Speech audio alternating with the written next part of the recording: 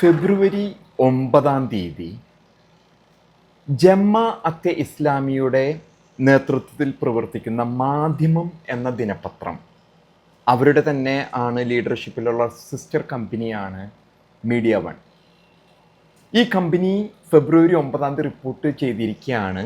രവി പിള്ളയെ ആണ് കോട്ട് ചെയ്തിരിക്കുന്നത്. നമുക്കറിയാം, രവീസ് റിസോർട്ട്സ് കുറേ ബിസിനസ്സുകളൊക്കെ നടക്കുന്നുണ്ട്. രവി പിള്ളൈ എന്ന് പറഞ്ഞ കൊല്ലത്തുകാരനായ ബിസിനസ്സുകാരൻ. അദ്ദേഹത്തിൻ്റെ ആസ്തി എന്ന് പറയുന്നത് ഏകദേശം ഒരു 1,00,000 കോടി രൂപ ആണ് അദ്ദേഹത്തിൻ്റെ ആസ്തി. അദ്ദേഹം പണം മുഴുവൻ ഉണ്ടാക്കിയത് മധ്യപൂർവേഷ്യയിൽ ഗൾഫ് രാജ്യങ്ങളിൽ നിന്നും പല ബിസിനസ്സുകൾ നടത്തിയാണ് അദ്ദേഹം പണം ഉണ്ടാക്കിയിരുന്നത്. അദ്ദേഹം ഇടയ്ക്ക് ഇവിടെ കേരളത്തിൽ വന്ന് അദ്ദേഹത്തിൻ്റെ പണം ഒക്കെ കാണിക്കാറുണ്ട്. എന്തോ സാമൂഹിക വിവാഹം നടത്തുന്നു. അത് നമുക്ക് പണക്കാർ പണമായി കഴിയുമ്പോൾ ഇടയ്ക്ക് പേരിന് വേണ്ടിയിട്ട് ചെയ്യുന്ന കുറേ പരിപാടികളുണ്ടല്ലോ. ഒരു 250 ആളുടെ കല്യാണം നടത്തുക, അല്ലെങ്കിൽ പിച്ചക്കാശ് കൊടുക്കുക, ഇത്തിരി എന്തെങ്കിലും ചെയ്തിട്ട് അതിന് ഒരു 10 രൂപ ചിലവാക്കുന്നു. ഒരു 1000 രൂപയുടെ മീഡിയയും പബ്ലിസിറ്റി ആയിട്ട് മീഡിയ അതിനു വേണ്ടി നടക്കുന്നവരാണ്. കാരണം മീഡിയയ്ക്ക് പണം വേണം, പരസ്യങ്ങളും അവരുടെ രവീസ് റിസോർട്ട്സും ഒക്കെ കാണിക്കാനായിട്ട്. അദ്ദേഹം പറഞ്ഞിരിക്കുകയാണ്, മുസ്ലിം രാജ്യത്ത് ഒരു ബുദ്ധിമുട്ടും അദ്ദേഹത്തിന് നേരിട്ടിട്ടില്ല. 1,00,000 കോടിയാണ് അദ്ദേഹത്തിൻ്റെ ആസ്തി ഇട്ട. ഒപ്പം തന്നെ മുസ്ലിമുകളാണ് ലോകത്തിലെ ഏറ്റവും നല്ലവരെന്നും പറഞ്ഞു വച്ചിരിക്കുന്നതാണ്. അതിന് പലതരത്തിൽ നമുക്ക് വ്യാഖ്യാനിക്കാം. അദ്ദേഹം പറയുന്നത് പ്രകാരം ജനാധിപത്യമൊക്കെ മോശമാണ്, യൂറോപ്പും അമേരിക്കയും മോശമാണ്, തുല്യത മോശമാണ്, ഇസ്ലാമാണ് നല്ലത്, ഇസ്ലാം രാജ്യമാണ്. അദ്ദേഹത്തിനെ സംബന്ധിച്ചിടത്തോളം ഞാൻ മാധ്യമം ദിനപത്രത്തോടും, അതായത് ജമാഅത്തെ ഇസ്ലാമിയുടെ മാധ്യമ ദിനപത്രത്തോടും അതോടൊപ്പം തന്നെയുള്ള രവിപ്പിള്ളയോടും കുറച്ച് കാര്യങ്ങൾ ചോദിക്കുകയാണ്. താങ്കൾ 99.9999 എത്രയെങ്കിലും ഉള്ള ആ ഒരു ശതമാനത്തിൽ പെട്ട ഒരു ശതകോടീശ്വരനാണ്.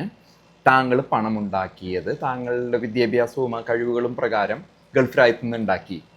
താങ്കൾക്ക് നിശബ്ദമായിട്ടിരിക്കാം. സുഖിപ്പിക്കാൻ വേണ്ടി പല പ്രസ്താവനകളും നടത്തേണ്ട ആവശ്യം താങ്കൾക്കില്ല. താങ്കളുടെ ഒരു സംസ്കാരമുണ്ട്, അല്ലെങ്കിൽ ആ സംസ്കാരത്തിൽ നിന്ന് വിട്ടുമാറി പോകണം. താങ്കൾ പറയുന്ന കാര്യങ്ങൾ ഞാൻ താങ്കളോട് ചോദിക്കുന്നത്, 99% കേരളത്തിൽ നിന്നും പോയിരിക്കുന്ന മലയാളികൾ, പ്രത്യേകിച്ച് ഇസ്ലാം അല്ലാത്ത അന്യമതസ്ഥർ, അടിമകളായിട്ടാണ് ഗൾഫ് രാജ്യത്തിൽ തൊഴിലെടുക്കുന്നത്. അവരുടെ സംഖ്യ എന്ന് പറയുന്നത് 35 ലക്ഷത്തിനും 40 ലക്ഷത്തിനും ഇടയിൽ വരും. പക്ഷെ ചില സാഹചര്യങ്ങൾ ഞാൻ പറയുന്ന UAE പോലെയുള്ള രാജ്യങ്ങളൊക്കെ, ദുബായിലൊക്കെ കുറേ ഓപ്പർച്യൂണിറ്റീസ് ഉണ്ട്. ജനങ്ങൾക്ക് പണിയെടുക്കണം, തൊഴിലെടുക്കണം എന്ന് വിചാരിച്ച് അവർ തൊഴിലെടുക്കാനും ബുദ്ധിമുട്ടാനും കേരളത്തിൽ അതിനുള്ള സാഹചര്യം ഇല്ല. ഒരു അഴിമതിയിൽ മുങ്ങിപ്പെട്ടൊരു സംസ്കാരം ജനാധിപത്യമാണെങ്കിൽ പോലും ഇന്ത്യയിൽ നിലനിൽക്കുന്നത് കൊണ്ടും ജനങ്ങളുടെ ആ ഒരു പോപ്പുലേഷൻ്റെ കൂടുതൽ കാരണം അവർ തൊഴിലന്വേഷിച്ചും അവസരങ്ങൾ നേടി പോകുന്നതാണ്, ഗതികേട് കൊണ്ട് പോകുന്നതാണ്. ഇതിനർത്ഥം അവർ അടിമത്വം സ്വീകരിക്കുന്നത് ഗതികേടുകൊണ്ടാണ്. താങ്കളെപ്പോലെയുള്ള രവിപ്പിള്ളയെ പോലെയുള്ള ഒരു ഉദാഹരണത്തിലേക്ക് ഉണ്ടാക്കുമ്പോൾ അവർ 35 ലക്ഷം മലയാളികളെയാണ് അടിമയായിട്ട് ഒരു ചെറിയ മുറി, അതിൽ ബങ്ക് ബെഡിൽ അടക്കി അടിമകളെ കെട്ടിവെച്ചിട്ടാണ് ജോലി എടുക്കണേ. ലേബർ ക്യാമ്പിലെ ഫോട്ടോസ് എടുത്ത് കാണിക്കാൻ താങ്കൾക്ക് ഇതുണ്ടോ? ഈ ഗൾഫ് രാജ്യങ്ങളിൽ മുഴുവനും അതാണ് അവിടുത്തെ സ്ഥിതി. അപ്പോൾ താങ്കൾ പറയുന്നത് ഇസ്ലാമാണ് ഏറ്റവും നല്ലതെന്ന്. അതായത് ഇന്ന് അത് ജമാഅത്തെ ഇസ്ലാമിയുടെ മാധ്യമം റിപ്പോർട്ട് ചെയ്തതാണ് അതിലും ഏറ്റവും രസകരമായ കാര്യമായിട്ട് എനിക്ക് തോന്നുന്നത്. കാരണം പല വളർന്നു വരുന്ന അന്യമതസ്ഥരായ ബിസിനസ്സുകാരെ ദുബായ് ലോബി അടിച്ചൊതുക്കിയത് നമുക്കറിയാം. പക്ഷെ അവരൊന്നും പുറത്തു വന്ന് പറയില്ല. ഞാൻ തന്നെയാണ്, നമുക്കറിയാം, ഒരു ജ്വല്ലറി ജീവനക്കാരൻ അദ്ദേഹത്തിന് ഇല്ലാണ്ടാക്കി ജയിലിലിട്ടു. എത്ര ഉദാഹരണങ്ങൾ അന്യമതസ്ഥരാണെങ്കിൽ ഈ അടുത്ത് പോലും ഉണ്ടായിരുന്നു. ദുബായ് ലോബിയിൽ ഉണ്ടായിരുന്ന വലിയൊരു കെട്ടിട നിർമ്മാതാവ് ദുബായിലായിരുന്നു അദ്ദേഹത്തിൻ്റെ ആസ്ഥാനം. ബാംഗ്ലൂരും ഇതുകളൊക്കെ ഉണ്ടെങ്കിലും ദുബായിൽ ഗതി കെട്ടിട. പക്ഷെ ഇവരൊന്നും തുറന്നു പറയില്ല. കാരണം അവർക്ക് ബിസിനസ്സുകൾ നടക്കുന്നതുകൊണ്ട് അവരുടെ ഒരു പ്രസ്താവന മൂലം അതിന് അവർക്ക് നഷ്ടപ്പെടാൻ പോണത് ഒറ്റ വാക്കിൽ നഷ്ടപ്പെടും. അപ്പോൾ അവർ വന്ന് പുറത്തു പറയില്ല. എന്തിന്? കേരളത്തിൽ ആ ഒരു ദുബായ് ലോബി അന്യമതസ്ഥരായവരെ നശിപ്പിക്കുന്നതിന് വേണ്ടിയിട്ട് വ്യക്തമായിട്ടും പ്രവർത്തിക്കുന്നുണ്ട്. താങ്കളെപ്പോലെ ഒരാളെ മുന്നിൽ നിർത്തിയിട്ട് വെറും കാപ്പറ്റ്യം കാണിക്കുന്നതാണ് ഇന്നത്തെ താങ്കൾ അവിടെ പോയി ഉണ്ടാക്കിയിരിക്കുന്നത് ഒറ്റപ്പെട്ട സംഭവമാണ്. 35 ലക്ഷം അടിമകളാണ് അവിടെ ഉള്ളത്. നമ്മുടെ രാഷ്ട്രീയക്കാർ അതിനെപ്പറ്റി മിണ്ടില്ല, മാധ്യമങ്ങൾ അതിനെപ്പറ്റി മിണ്ടില്ല. എന്നിട്ട് താങ്കൾക്ക് മിണ്ടാണ്ടിരിക്കാം, വെറുതെ മിണ്ടാണ്ടിരിക്കാം. സുഖിപ്പിക്കരുത്, സുഖിപ്പിച്ച് ഉണ്ടാക്കാൻ നോക്കരുത്. താങ്കൾ ഒരുതരം പച്ച മലയാളത്തിൽ പറഞ്ഞ ചെറ്റത്തരാണ് താങ്കൾ പറഞ്ഞത്. ഇസ്ലാമിന്റെ തന്നെ ഏറ്റവും വലിയ തീവ്രവാദം നിലനിൽക്കുന്നതും പുസ്തകത്തിൽ എഴുതി വെച്ചിരിക്കുന്നതും അന്യമതസ്ഥരെ കണ്ട താങ്കൾ എന്തർത്ഥത്തിലാണ് ഇസ്ലാമാണ് ലോകത്തിലെ ഏറ്റവും വലിയ നല്ല മതം എന്ന് പറയാനുള്ള കാരണം? അന്യമതസ്ഥരെ കണ്ടു കഴിഞ്ഞാൽ കുത്തി നോവിക്കാനായി എഴുതി വെച്ചിരിക്കുന്ന പുസ്തകം, അതുപോലെ പ്രവർത്തിക്കുന്ന നേതൃത്വം. ഞാൻ ഇസ്ലാമിക സഹോദരങ്ങളെ അല്ലാട്ടോ പറയുന്നത്, അവരൊക്കെ വളരെ സ്നേഹമുള്ളവർ. എനിക്ക് വളരെയധികം നല്ല സുഹൃത്തുക്കളുണ്ട്, ഇസ്ലാമിൽ നല്ല സുഹൃത്തുക്കളുണ്ട്. അവർ നല്ല മാതിരി പെരുമാറുന്നതും നല്ല സ്നേഹം അവർക്കാണ് കൂടുതൽ. സത്യം പറയാം, ക്രിസ്ത്യാനിയെക്കാളും ഹിന്ദുക്കളും വളരെയധികം സ്നേഹമുള്ളവരാണ് മുസ്ലിം സഹോദരങ്ങൾ.